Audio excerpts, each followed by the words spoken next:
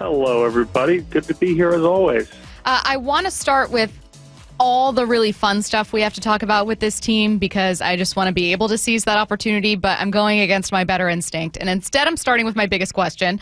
But I think it'll be okay. I was just talking with a friend who knows a ton about baseball, asking him, like, what are you seeing when it comes to Cal's ABs? Like, you know, people slump for different reasons. What are you seeing from Cal? And I wanted to ask you the same because for the life of me, I can't always pinpoint what the issue is. What are you seeing from Cal during what we'll call a down period for him? I had a feeling this would be one of our topics today, so I have also been thinking about it to some degree, although I definitely have some level of positive spin for it. But, I mean, listen, the reality with Cal, especially because he is still, even amidst his success, someone that is going to strike out a lot. I think when he does get a little bit more chase prone than he normally is, the whiffs kind of come in bunches. And maybe this is anecdotal, but I also feel like he hasn't had a lot of right-handed plate appearances recently, and that's been a huge part of his season this year is the success he's had batting righty. And so I think lefty, he's just not really in a groove right now, and that seems to be taking a toll on him.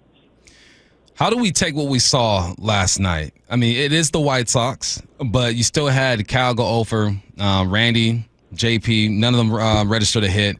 Yet you're still able to put up 8 runs against these guys.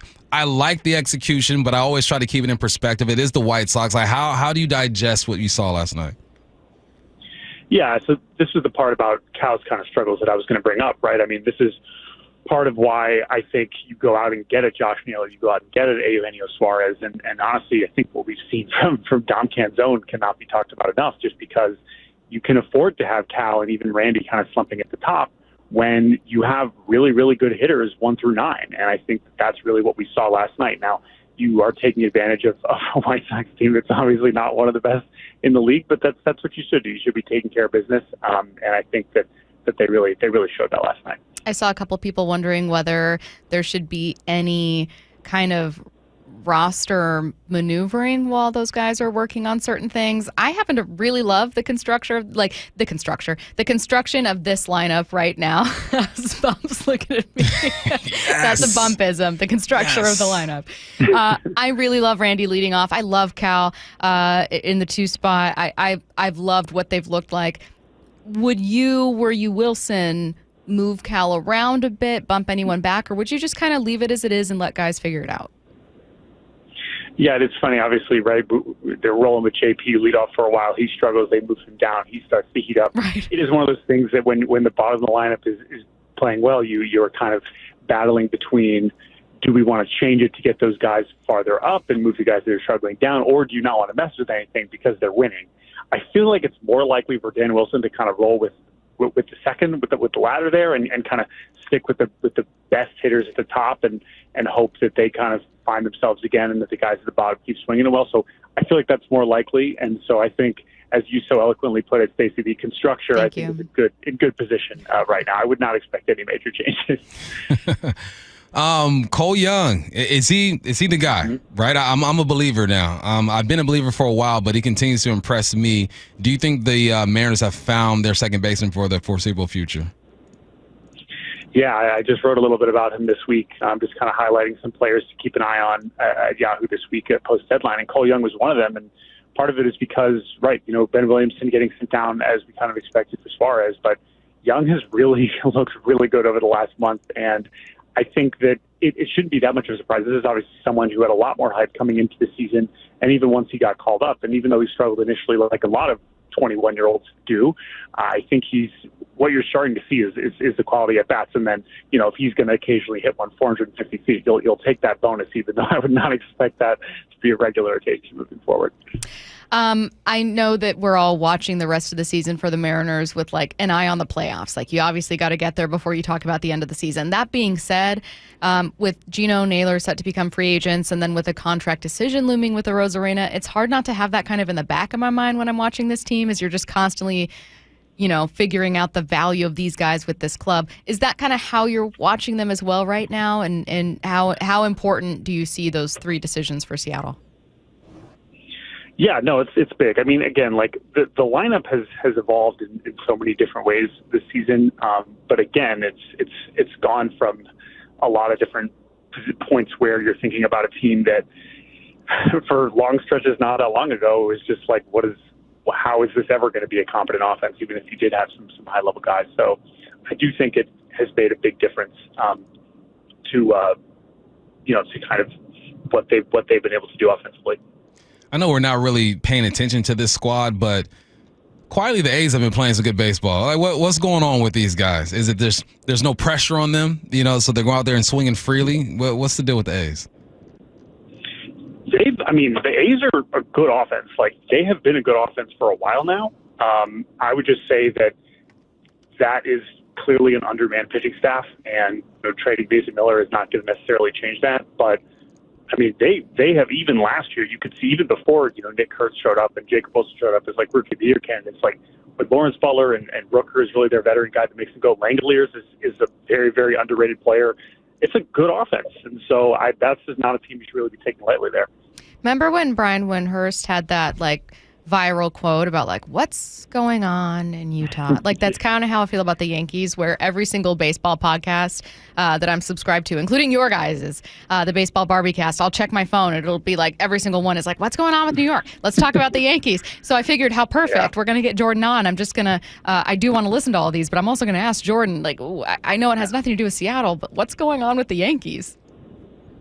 Yeah, I think we're all kind of trying to figure it out with that, because that's another team where, you look at the names on the roster, you look at basically every part of the roster, and you see a lot of players that you think would be performing at a really high level. And instead, you have just loss after loss after loss in ways that you really cannot even believe in some of the ways that they're finding ways to lose here.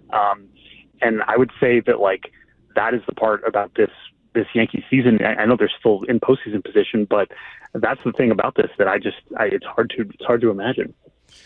I heard a rumor, it's not a rumor, just people talking, right, that Boone could be on the hot seat if they don't figure this out. Do you agree with that or disagree? That's the thing. Jake being plugged into New York, I think, has been really adamant that there's really no way that he's going to end up on the hot seat at any point. I don't know. I mean, it's not like they haven't fired managers before. He's been there through a lot of ups and downs. I mean, last year, how they lost in the World Series was embarrassing enough on its own, and yet they were in the World Series, right? And so obviously the standards in New York are a little bit different, but his job security has been pretty high for a very, very long time. And the sense is that he still does command a lot of respect and is very popular in the room, which carries a lot of weight beyond just the in-game decisions. So I would like to think that, my co-host Jake has a good sense of where they're at. But man, if they miss the playoffs entirely, I mean, that's maybe a totally different conversation. Let's kind of look at the not the standings, but kind of the landscape of the wild card chase in general. Right now, it's Boston, Seattle, New York with the third spot. Rangers, the first team out, and they were kind of hot on everyone's tail. That series that Seattle started against them a few days ago, both teams were even heading into that one. Now the Rangers at 60 and 55. Again, the first team out. Boston 64 and 51. With Boston and Texas in particular, what are you seeing from those two teams? Because I think a lot of Seattle fans are having their eyes on both.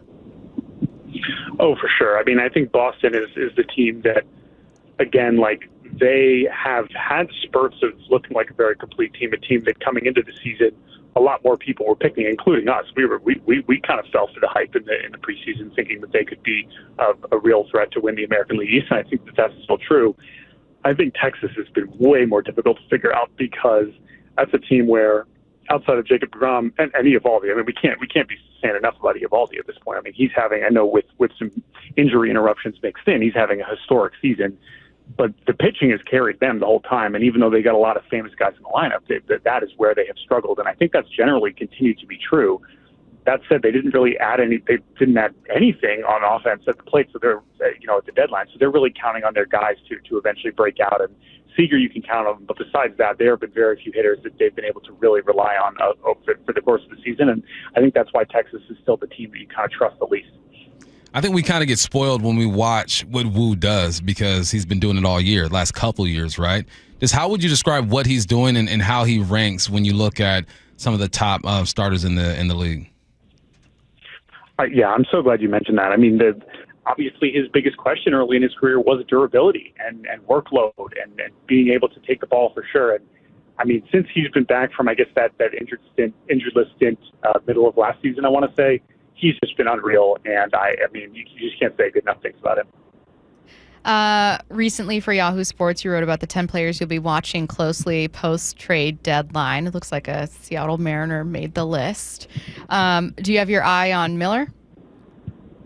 No, so Cole Young was the guy I highlighted there. But I figured you would ask me about Bryce Miller because he's someone that, like, I'll be totally honest, I was, like, ready to write him off. Just the way that he was talking about his injuries this year and the way that he was looking, like, it was nothing against Bryce. I mean, Bryce is an incredible player and personality that is so easy to root for, but it just did not seem like something that was trending positively.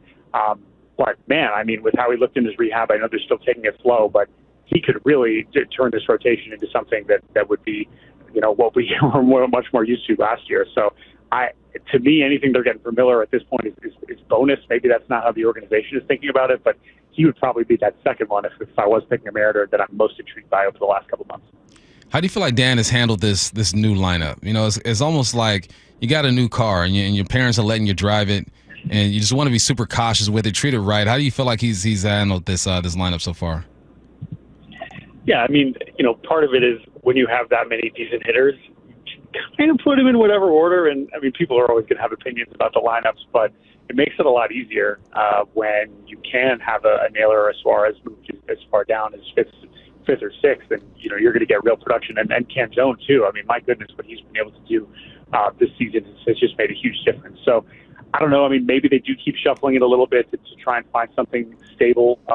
Obviously, it does seem like whether they're facing a lefty or righty does still sort of impact how they're shuffling things, and that's pretty normal. So maybe they'll end up on something, but right now they got enough good hitters going that doesn't really make much of a difference.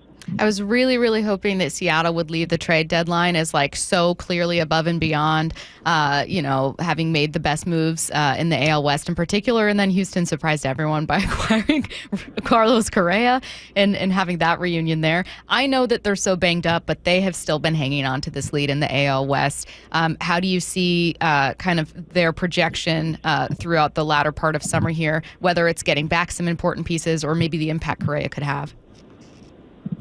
Yeah, so Correa is obviously the headliner. I actually wrote about Jesus Sanchez for my piece this week just because he's another guy that, I mean, Houston has lacked left-handed power to a ridiculous degree this season with Jordan out, and I think people kind of roll their eyes when they say, oh, well, they're going to get these guys back. That's like another deadline addition from injury. But I think with the Astros, it's totally true. I mean, I don't know what the timelines are for Jordan and all these pitchers like Christian Javier. I mean, that's a game-changing pitcher. And if he's going to come back, that makes them look a lot better on the mound. So I think how healthy they end up being down the stretch is probably going to say a lot more about their ceiling than honestly Correa, who to this point has not been having a good season whatsoever. So maybe he's rejuvenated to some degree, but I think it's more about those other guys that have been injured. How do they work in Robles once he is healthy and ready to go? You got Raleigh, who can play the position, Canzone as well, who's been playing some decent ball. If you were the guy making the decisions, how does this work? Man, if Victor's healthy, like, he's going to play, especially against left-handed pitching, and that's something that they really need right now. I think as awesome as Canzone has been, and Raleigh, it's kind of tough to talk about at this stage because of his injury and because of how he looked when he came back, and because of his struggles against left-handers, but they will take Robles as not just his bat against left-handed pitching and his on-base and his speed, but also his defense. I mean, that's something that, Canzone's been okay, but in terms of just like your best lineup, you could even say against righties, especially if we're talking about defense, I think it does include Robles. So that's another one where I'm trying to keep my expectations low because of the injury that he's coming back from and how they're going to be able to work him in because it's not as apparent that he's going to be able to get every day at bats. That said, I mean, just his energy, even in a part-time role, I think is going to make a huge difference. Last one, Jordan, and it's easy. What do you got coming out this week for Baseball Barbiecast? Yeah, so Friday, I mean, I actually was off today, so I got a special pod guest with Foolish Baseball, the GOAT baseball YouTuber as far as I'm concerned, so you can go listen to him, a special co-host with Jake today, but I'll be back on Friday, and we'll keep the fun times going. And by the way, guys, I'm going to be in Williamsport for the Little League Classic, so I'm very much looking forward to it. Let's go. In a couple weeks. There you go. Let's go. So looking forward to that. Well, enjoy the rest of your day off. We're excited for hearing you back on there on Friday. He is Yahoo Sports Jordan Shusterman. Thanks, Jordan. Thanks, Jordan. Thanks, guys. See you next week.